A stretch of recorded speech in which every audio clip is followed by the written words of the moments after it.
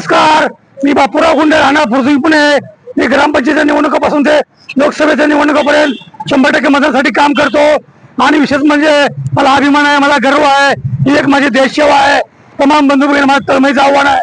येणाऱ्या मतदान दिवशी मी मतदान करणार आहे, तुम्ही पण मतदान करा असं आवाहन करतो. What is voter power, what is voter voice. आजचा भागीदाता, जागरूक मतदाता, मतदाराचा जागा हो, लोकशाहीचा जागा हो, अशा तमाम विविध घोषवाक्य लिहून मी जनजागृती करत असतो. आणि आज रोजी धाराशिव या ठिकाणी पोहोचलेला आहे. आणि हा माझा बांधव आपली बंधुता, आपली एकता, आपली महानता दाखवण्यासाठी माझा संदेश आपल्यापर्यंत पोहोचण्यासाठी सहकार्य करत आहे.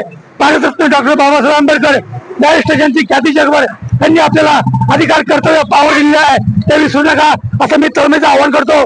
आणि विशेष म्हणजे सांगायची गोष्ट म्हणजे प्रत्येक निवडणुकामध्ये टक्केवारी कमी होत चालली, याचं दुःख मला होतं. त्यामुळे मी अहोरात्र काम करत असतो. 12ही महिने मी 100% मतदानावर काम करतो.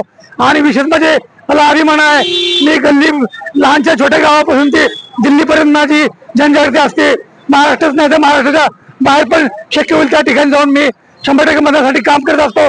माझ्या बंधू आणि भगिनींना तळमळीचं हात जोडून विनंती आहे, कोणाच्याही कोणत्याही आमिषाला बळी न पडता निर्भीडपणे मतदान करा.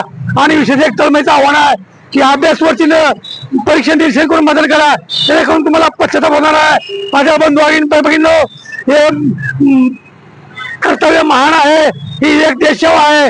तुम्ही आपले हक्क, आपले कर्तव्य, आपली पावर विसरू नका, विसरू नका, विसरू नका.